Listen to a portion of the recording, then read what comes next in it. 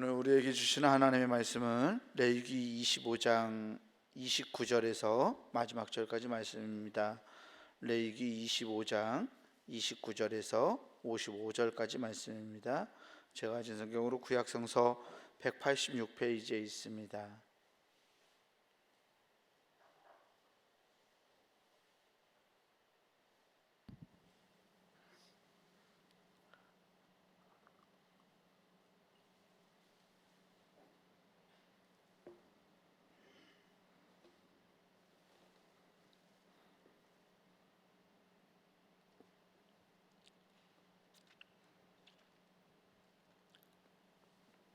레위기 25장 29절에서 55절까지 말씀, 제가 이제 여러분들 한 절 나누어서 교독하겠습니다.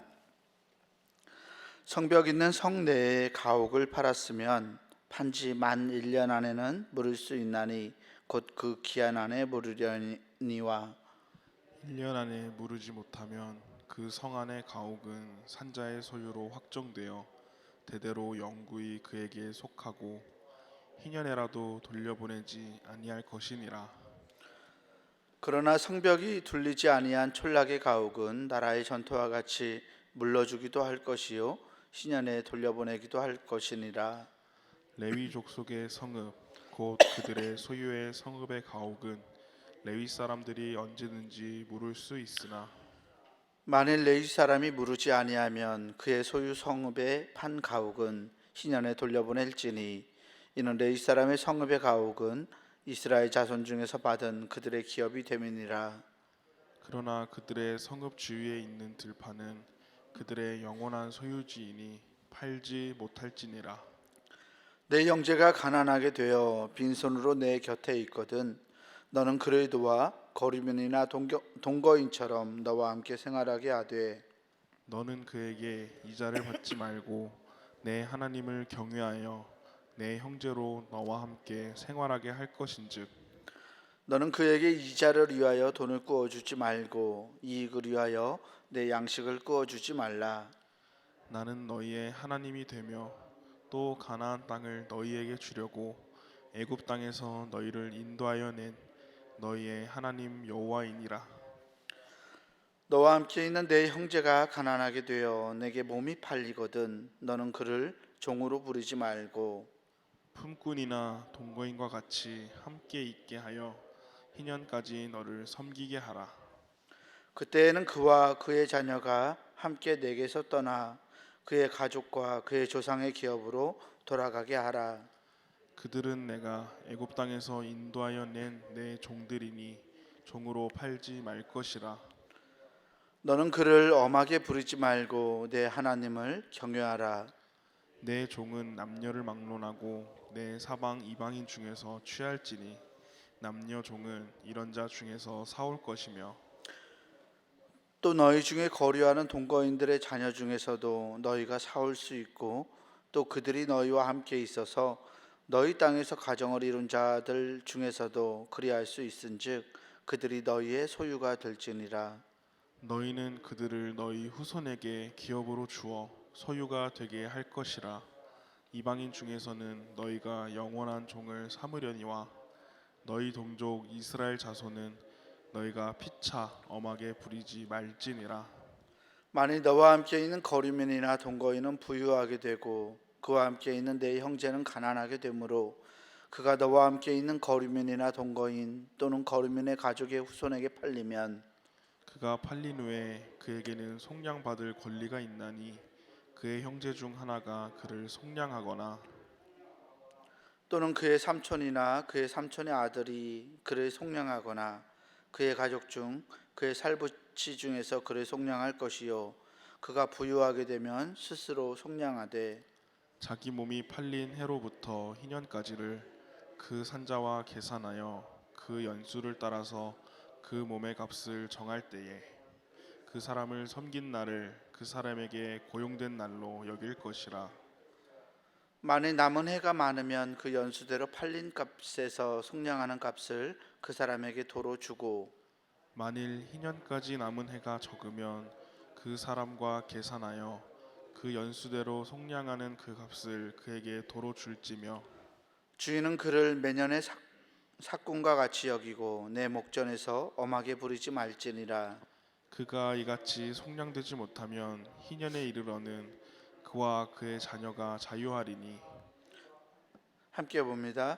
이스라엘 이스라엘 자손은 자손은 나의 나의 종들이 종들이 됨이라. 됨이라. 그들은 그들은 내가 내가 애굽 애굽 땅에서 땅에서 인도하여 낸 인도하여 내 내 종이요 종이요 나는 나는 너희의 너희의 하나님 하나님 여호와이니라. 여호와이니라. 아멘. 아멘. 주님께서 주시는 은혜와 평강이 오늘 새벽 하나님께 나아가는 우리 모든 교우들에게 함께하기를 주의 이름으로 축원합니다. 오늘 신연법에 대한 계속되는 말씀을 금요일에 이어서 나누겠습니다. 신연법이 이 신년에 또 안식년에 이렇게 이스라엘 백성들을 본래의 자리로 돌려보내는 이 법은 남들보다 모자라거나 힘이 없고 가난해서 스스로를 구제할 수 없는 어떤 이스라엘의 공동체의 이 사회적 약자들을 위한 법이었다라고 말씀을 드렸습니다. 이 사회적 약자들을 구제하기 위한 법령들이 계속되고 있는데요.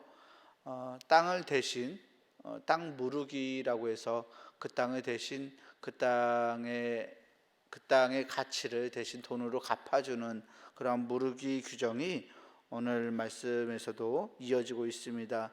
땅을 물려주는 것처럼 이 가옥에 대한 집에 대한 이야기를 하고 있는데요.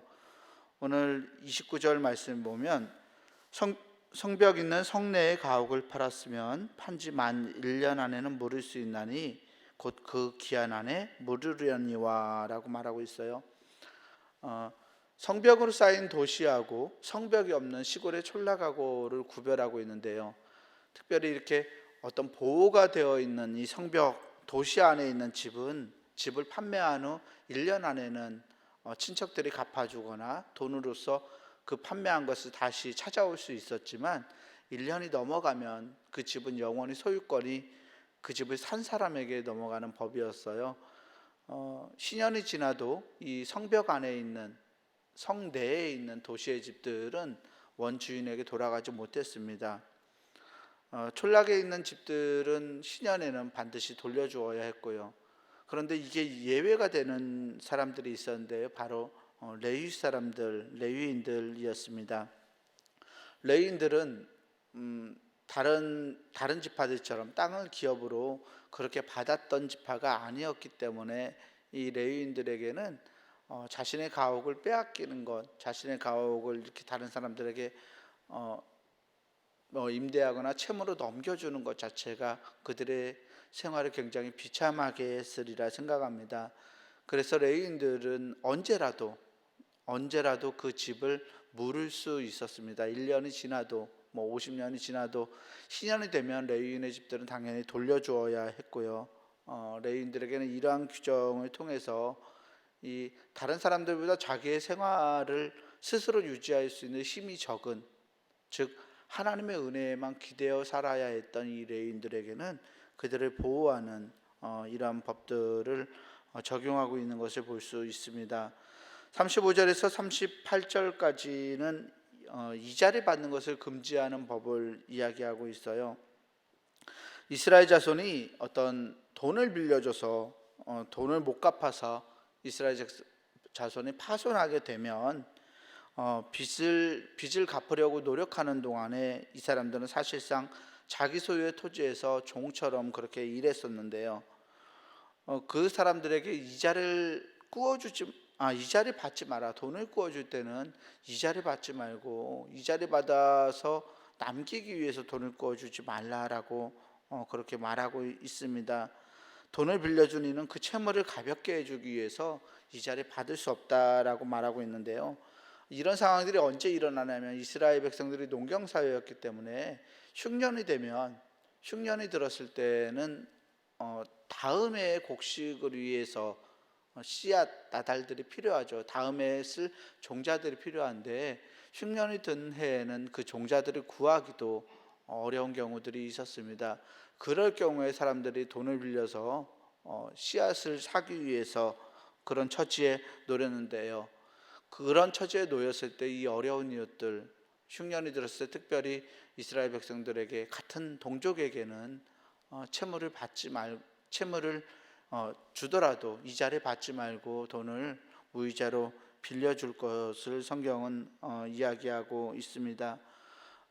고대 사회에서 이 당시에 구약 시대 사람들이 돈을 빌려줬을 때 이자가 최대는 6할 정도까지 했다고 그래요.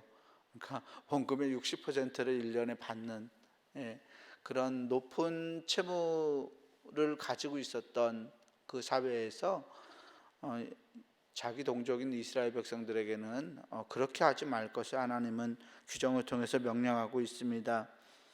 39절에서부터는 가난해서 종이 된 자에 대한 이야기가 등장합니다.